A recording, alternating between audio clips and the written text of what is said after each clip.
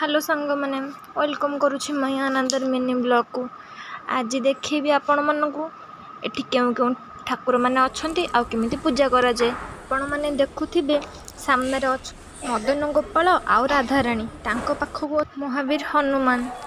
चलतु जीवा रघुकुल नंदन प्रभु रामचंद्र माता सीता और भ्राता लक्ष्मण पाखक। बाम साइड अच्छा खाटू श्याम जी प्रायतः हरियाणा लोक मैंने खाटू श्याम जी को पूजा करती से मैंने खाटू श्याम जी को मानती आउ सब ठाकुर को पूजा कर। तापर आम जा सतोष सिद्धपीठ श्री श्री 108 बाबा प्रेमानंद महाराज पाखक।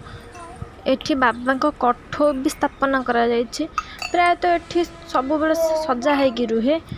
आर साइड को प्रेमानंद महाराज को आउ गोटे मूर्ति भी स्थापना करा जाए। आपण मानकु मोर गोटे प्रश्न रहिला कहबा देखी प्रेमानंद महाराज को जन्मदिवस केबे पड़े देखिबा। प्रेमानंद महाराज को जन्मदिवस केते जण जानिछन्ति।